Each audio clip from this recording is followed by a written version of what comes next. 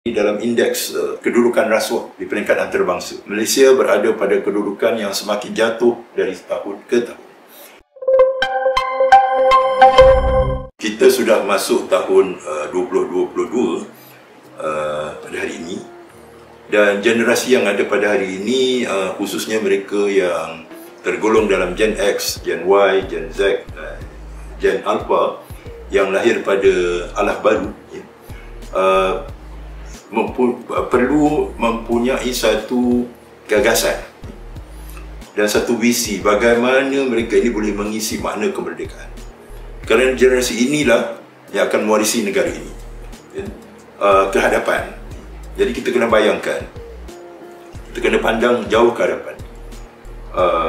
Contohnya, apakah yang bakal berlaku setelah negara kita ini mencapai the first centennial ataupun 100 tahun kemerdekaan. Apakah bentuk negara yang kita bayangkan? Sudah tentu semua berhajat dan mempunyai suatu aspirasi untuk hidup dalam sebuah negara yang maju, negara yang progresif, negara yang aman dan makmur. Jadi setiap orang, terutama generasi terkini, perlu memikirkan bagaimana mereka boleh berperanan secara proaktif dan mempunyai sikap yang betul untuk menentukan hala tuju negara di masa hadapan.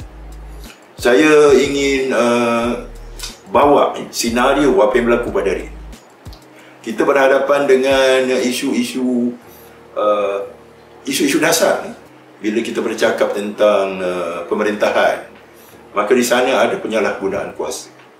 Di sana ada rasuah yang berleluasa. Ini adalah hakikat yang tidak siapa pun boleh menolak. Bahkan kita lihat dalam indeks kedudukan rasuah di peringkat antarabangsa, Malaysia berada pada kedudukan yang semakin jatuh dari tahun ke tahun. Ini adalah satu trend yang sangat tidak sihat dan perlu dihentikan. We must arrest the rot. Rest the rot. Kita hentikan kelemahan-kelemahan dan kebobrokan ini, kerana ia melibatkan masa depan negara, bahkan masa depan generasi hari ini. Bagaimana mereka mungkin boleh mempunyai sebuah kehidupan yang makmur, mempunyai pekerjaan yang boleh, maknanya memberikan mereka sara hidup yang selesa. Bagaimana untuk mempunyai sebuah negara yang mana rakyatnya hidup aman, damai, bebas daripada sebarang bentuk sentimen perkauman dan sebagainya. Ini adalah antara perkara-perkara yang perlu dipikirkan dengan mendalam oleh kita semua dan terutama generasi pada hari ini.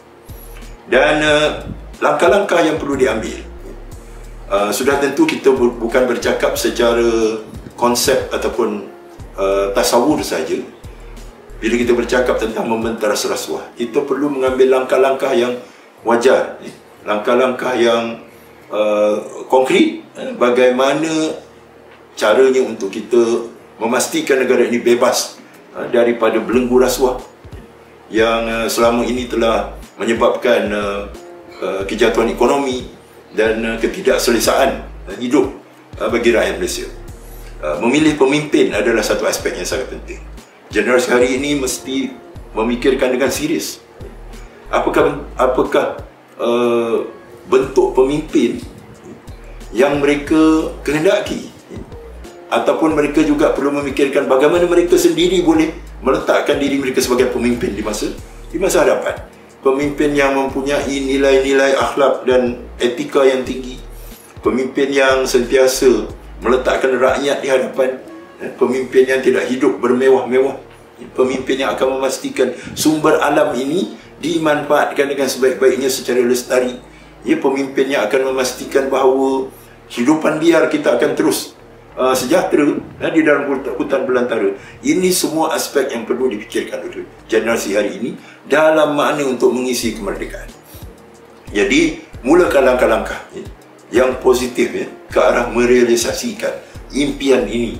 Bagaimana contohnya kalau kita nak resolve ataupun mengatasi masalah perkauman yang kita lihat semakin parah, terutama dalam media-media sosial. Bagaimana kita boleh berperanan untuk menyanggah pandangan-pandangan negatif yang dilontarkan, yang tidak mengambil kira akhlak, ada Islam khususnya. Bagaimana generasi hari ini boleh mold ataupun bentuk suatu